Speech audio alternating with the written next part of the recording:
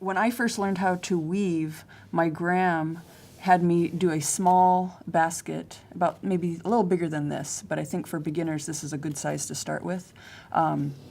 And one of the first decorative techniques that she taught me was this twined overlay.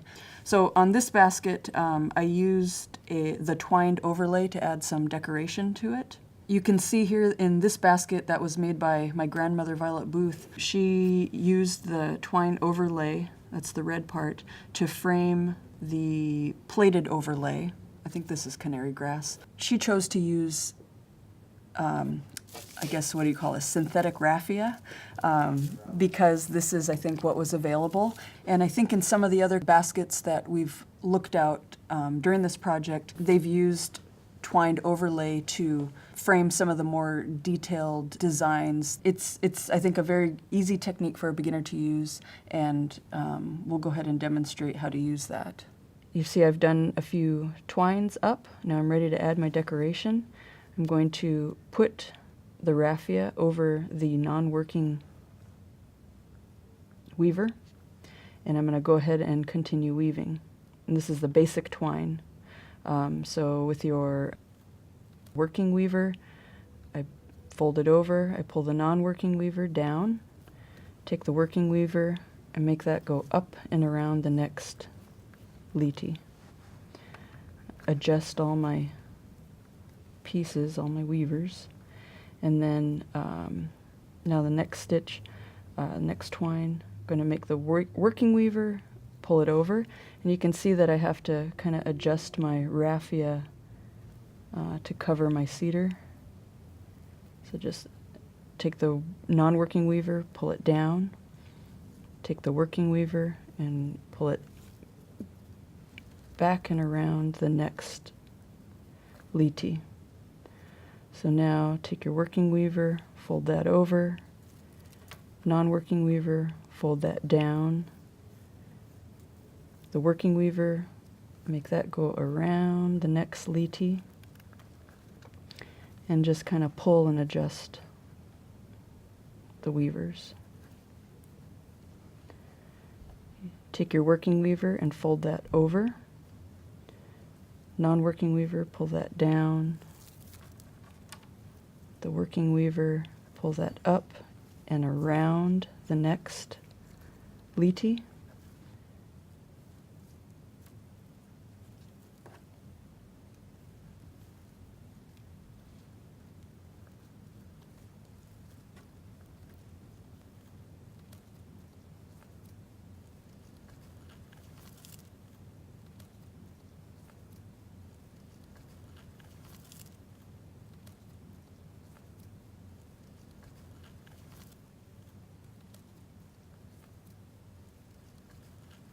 So I continued the twined overlay all the way around, and I've almost made it to where I started. So let me do these last couple stitches. So now I'm back to where I started. I'm simply going to take the end of my decorative raffia, and I'm going to just pull that behind inside the basket, and then I'm going to continue doing the twining all the way around until I'm ready to add another element of decoration.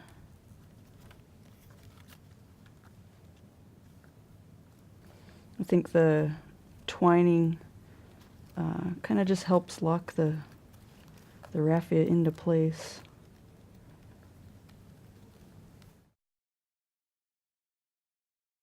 We're going to do the in-between weave, which is the pattern that you see here, and you can tell that there's a weft that goes along in a straight line, and then the basic twine above it.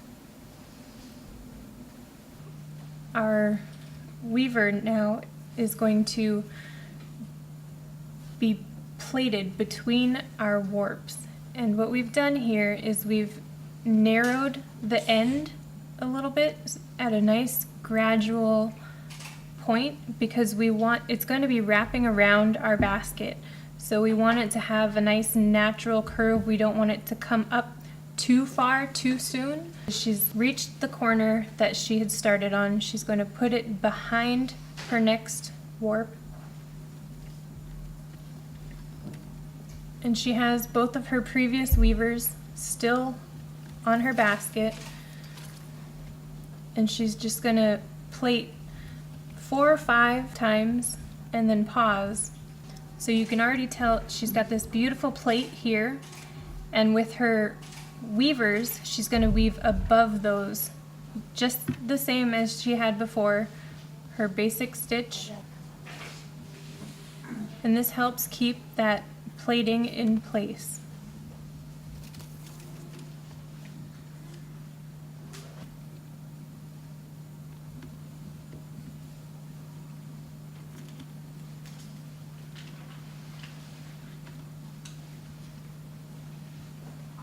And she's just going to keep an eye on her pattern, making sure she's doing the over, under with that bottom weaver. And then her basic twine, compact twine, Z-twist, right on top.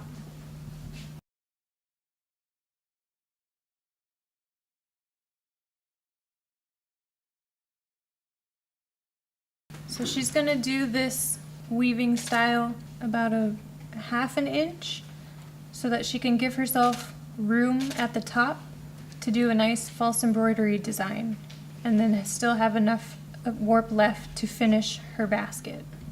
An important thing to take note of while you're doing this weaving is you want to make sure you know how many warps you have, so you always want to keep track of your count. If you have an odd number, you're going to have this nice plaited checkerboard design all the way up your basket, like the inside of this, as you can see. And if you have a even number, you're going to have this really pretty design as well, where they go straight up because they match. So that's just something that you're going to consider doing this design. So if you have an even number and you want it to have that pleating, you can find a space like here and add one in to make it that odd number. I go through and I measure all the way around my basket, which I've done, to make sure that it's all the same height. It's been auled just like before to make my stitches nice and even. And now we're going to work on the ending. Because we're going around the basket and it's spiraling, we're going to try and end this so that the next twined row comes flush with the top of that last one.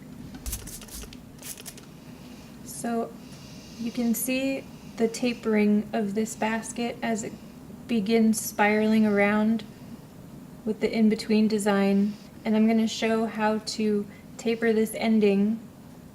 Right here is where we're going to end the plaiting. So I'm going to catch up with my twining.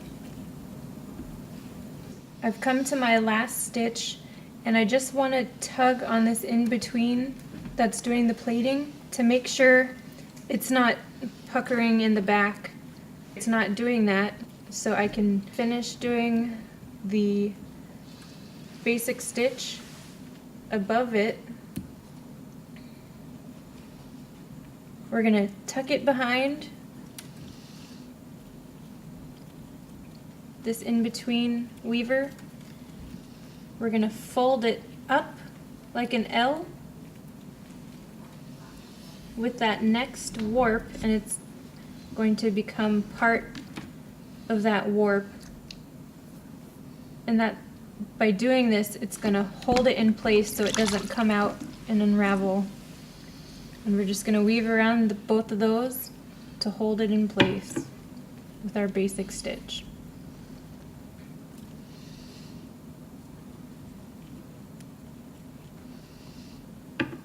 And I'm going to take my awl and just make sure that it comes nice and even and flush with that row right below it at a nice even angle. And this tapering allows us to have this nice even row. right above that last compact weave. You can see right here is where it begins to taper as the weave goes around the basket, and it has this nice spiral effect all the way around, and it tapers right here and goes flush with that next row.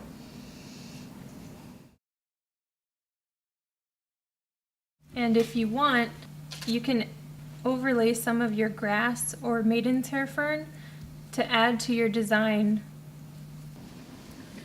I'm going to demonstrate an overlay that's plaited. So we're going to start a brand new row, and all I'm going to do is tuck it underneath this first warp. And then, just as before, I'm going to plait a few lines. I'm going to use my awl to just make sure it's down nice and tight against my weaving. And then over the top, we're going to start our basic twining.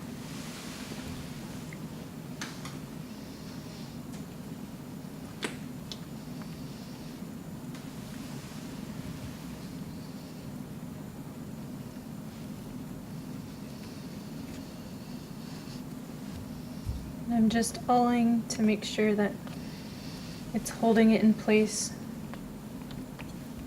right against that last row we did. And we're going to do this all the way around the basket in one nice line.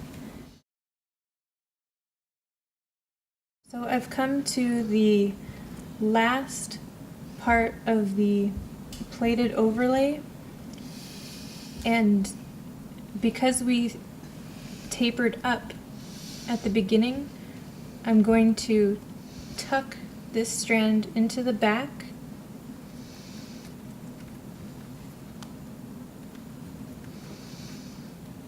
and just like the spiral, we're going to make our L shape.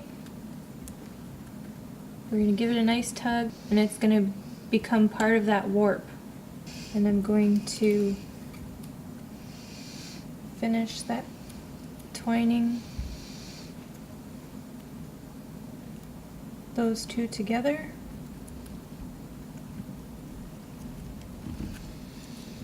I'm going to overlay the canary grass, this stitch. It's going to come over, following our pattern, and with a needle, I'm just going to very gently create a space, pulling on my warp just a little. And I'm going to needle the canary grass into this space.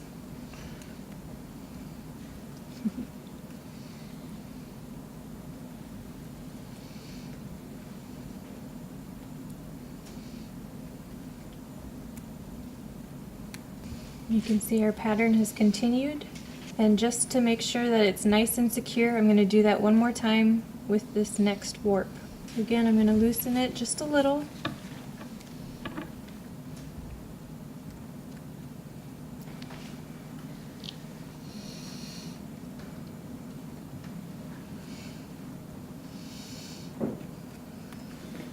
I'm just going to be careful that it doesn't twist.